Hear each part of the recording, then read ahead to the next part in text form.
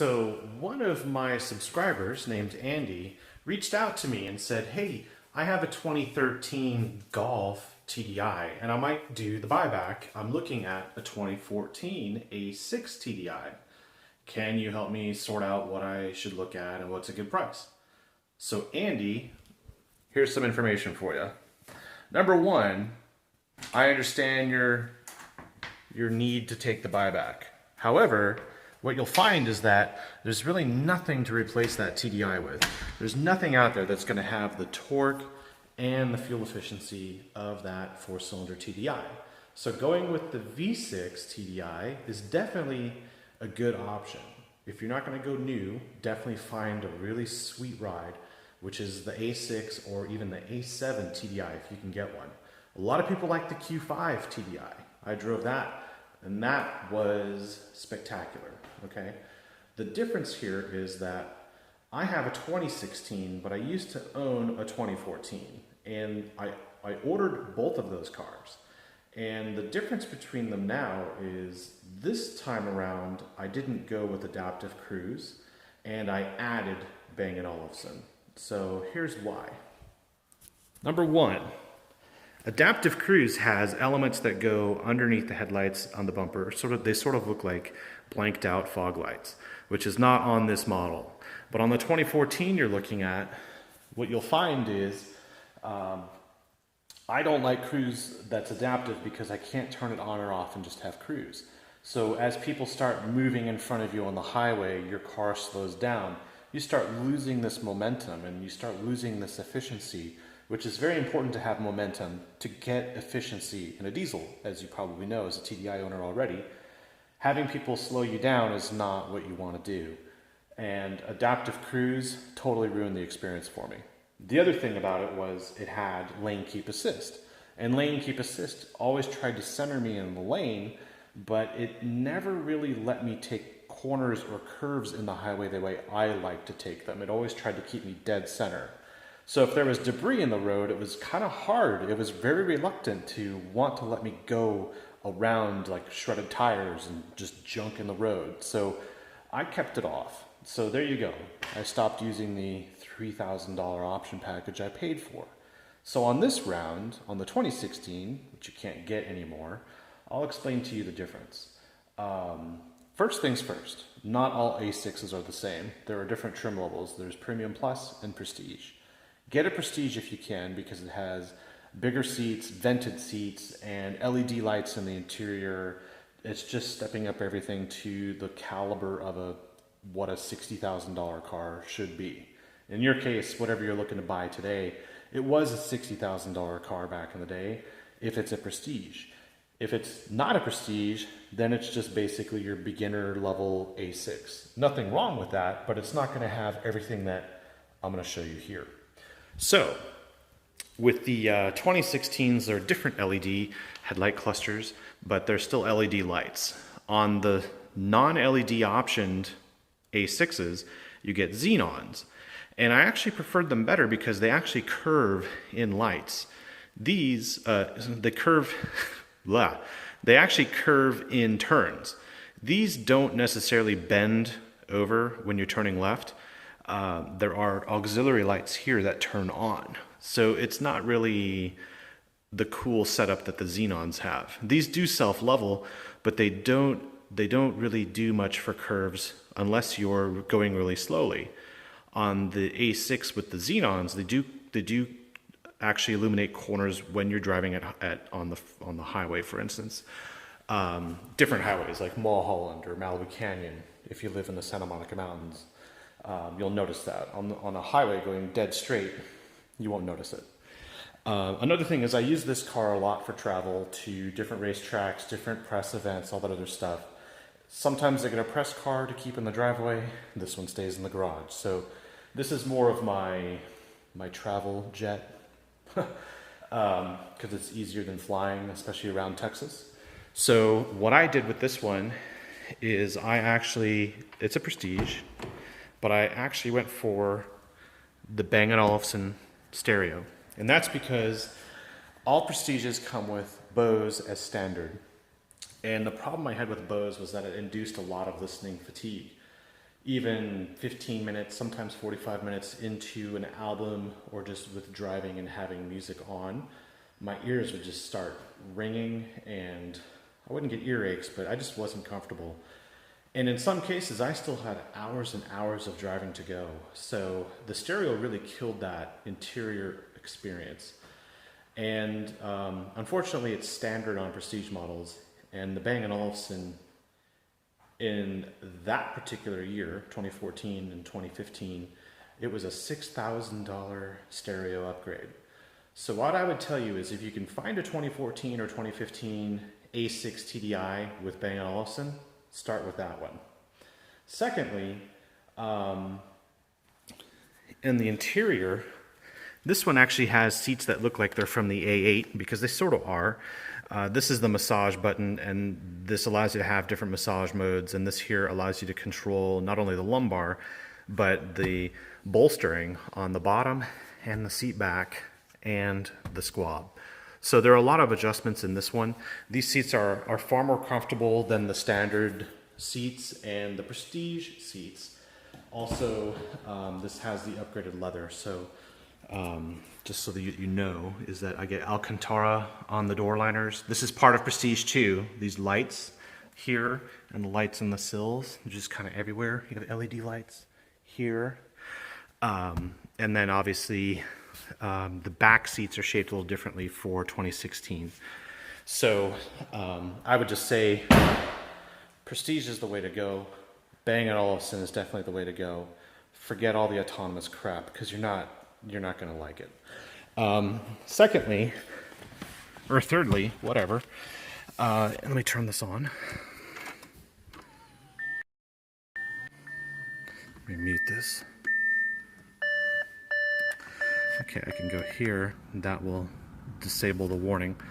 What you'll see is I have this big thing up here, and what that does, let me turn the headlights off, is that is a heads up. So if I push the button, now you'll see right there 0 miles per hour. Unfortunately, there's a white device in the back, so there, actually you can see it right there nice and clear. So what you'll get is you'll get your GPS indicators like right or straight, and then your distance to make your turn. That will show up here on the side along with your speed. It doesn't really show much else. I actually turn it off because what I find is that I look at that too much. Its focus is pretty much at the very end of the hood so that you don't get eye strain looking far out and then having to look real close in like this. It's actually kind of in your peripheral view when you're looking out. So it's actually nice, and it's standard on the 2015s. This right here is part of Bang & Olufsen. These are the tweeters, or what do they call them? Acoustic lenses. They're a part of that system. Everything else that comes with Prestige are these LED lights, and then of course the interior lighting, which is a bunch of different settings. So this is pretty much what a 2014-2015 is like. You may have a 2014 without the sport package that has a 4-spoke steering wheel, which is just as fine. This button here is the heated steering wheel. That was the cold weather package, which includes rear heated seats. And if you get a Prestige, you also get, let's turn on the headlights, you also get this here, which is your seat ventilation. So it's not cooled seats, but it does blow air through the seats, and it makes a big difference. And you can actually run that and the heated seat at the same time. And this comes on a Prestige, so definitely get that if you can. So there you go. And as far as everything else, like under the hood and stuff, let me just turn this off. Let me show you what the difference is.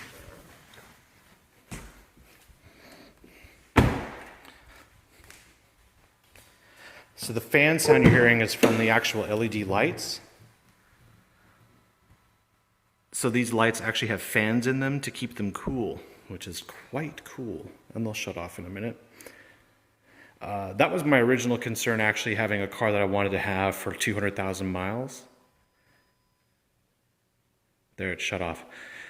Is that they have fans that are on all the time when the headlights are on. And to me, it was like, well, how long before these lights go bad with the fans and overheat and blah, blah, blah. But turns out it's not that big of a deal. So there's the oil filter cap, the oil filler cap. the oil filter is actually right here just underneath this cover. So pull the cover, there's your oil filter. So you can do your own oil changes on here, and it's every 10,000 miles. And I haven't reached the point yet of the service point, because I don't even have 15,000 on this, but at 5,000 miles the service is free, and then every 10,000 thereafter it's an oil change. And I do my own oil changes. What I don't do, which is every 20,000 miles, so that's coming up soon, starting at 15,000, is the fuel filter. Now on your 4-cylinder TDI, the fuel filter is here in the engine bay, and on the A6s, they're actually underneath the passenger door. So outside of the car, you have to get on a lift and do it. It's a messy thing. Fuel filters, I've tried it once, I will never do it again. But thankfully it's a cartridge that goes linear, and you just crank the car up and underneath there. It's like $115 to get it done at the dealer, and that's what I do. I just book an appointment, do the fuel filter, and of course they check everything else out, and I'm back on the road. And the reason why I do my own oil changes is because I get to know more about the car, obviously, like how much oil it's consuming, which it isn't, and overall the right style oil, which is VW 507 spec oil. I'm making sure it's the right oil and it's the right amount, because I've actually had a car, a Mercedes AMG, where the dealer overfilled it with the wrong oil by 1.5 quarts. When you buy the oil, it's in liters, so keep that in mind. Very DIY friendly for oil changes, sort of capable for the fuel filter, and otherwise it's the air cleaner, which I think is at 55,000 miles, and that's it. That's it, really. So, as far as an A6, it's definitely an upgrade for you, and it's 428 pound-feet of torque, 240 horsepower. This is actually lighter than an S6, and I do have footage of a track event I took this car to, where I had a theory that it would be lighter and have more torque than an S6. So it should be a little more fun on the track. And it actually was. I was at a point where I was ready to pass an S6, and then they said, cool down lap. So I think it's 80 pounds difference. So the A6 diesel is 80 pounds lighter than the S6. So what I would recommend you do, though, is you look at the tires, because not just the condition of the tires, but the brand of the tires, because these are Eagle LS2s, and they are the worst tires on the planet. The car I had before had the Continentals, the Conti Pro or the Conti something. They were the standard Continentals, and they were quite good. You'll see some of the videos I've had of reviewing the Adaptive Cruise, and it was really quiet in there. These are quiet tires, but they don't hook up at low speeds. So with all this torque, traction control is constantly reining it back. And it's really upsetting to me because Audi won't do anything about it. I took delivery with these tires thinking that these were the appropriate tires, and what I found was, touring the lots even today, only the 2.0, which is a good one, you know, the 2.0 gas version, the 4-cylinder turbo, it has these same tires. It has half the amount of torque as this car does. Well, not really, but close enough. And so the Eagle LS2s, don't buy the car. Don't buy it. Or at least get them to be swapped out with something better. At least Continental Conti Sport Contacts or Michelin Super Sport or Pilots. Just something other than these crappy Goodyear Eagle LS2 tires. Believe me, they are horrible. They just don't hook up at low speeds. They don't brake very well, and especially acceleration from 0 to 60. Or even coming out of a corner, they're horrendous. I have to turn traction control off to get any amount of acceleration out of this car. Crap. And plus they pick up nails left and right. Actually, a lot of the BMW owners have replaced their tires over and over and over. Even though these aren't run flats, these are the same as those BMW owners complain about, the LS2s, picking up a lot of nails and having to replace tires again and again and again.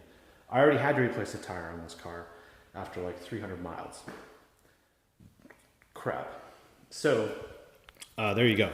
Keep an eye on the tires, you know, make sure they're not El Cheapo. And then also, as far as the stereo, Bang & Olufsen would be great. If you're not going to go prestige, that's fine. There are a lot of owners who have just the need to have an A6 for the size or for the V6 diesel and just get something that they can go with and have for a long time. The non-prestige version just doesn't have all the features, like the lighting and all the little things that make the difference. This obviously you can't get anymore, so we'll see what happens in June or July or sometime soon when they start addressing the V6 TDI emissions issue. But what I would tell you is, as far as pricing, I can't recommend anything for pricing, but what I can tell you is this. On my 2014 A6 TDI, I put 33,000 miles on it, and that's 2 years worth of driving, 3 for some people. I did that in a year, and a year after I bought it, I traded in, and I got 43.5, and that was for a Prestige with adaptive cruise and rear airbags and cold weather package. So I got a pretty good resale out of it, considering it was almost 3 years worth of mileage in 1 year. And that money I just rolled into another one. So not saying that I paid cash, but basically I had enough of a down payment for something else. So if you're looking at something in the $40,000 range and it has less than 30,000 miles on it, and it's a Prestige and it has a lot of options that are useful, not useless, but useful options, then go for it. You know, one of the useless options I'd consider is the night vision camera. That's not even really a thing manufacturers push anymore because no one uses it. And the other thing would be rear seat entertainment, which you don't even get on this car. So just keep in mind that you're getting a car with the options you want. And I'll tell you what you want. What you want is Bang & Olufsen, and you want Prestige. That's it. It'll be perfect. So thanks for reaching out to me. I hope this helps, and all the best. Talk to you later.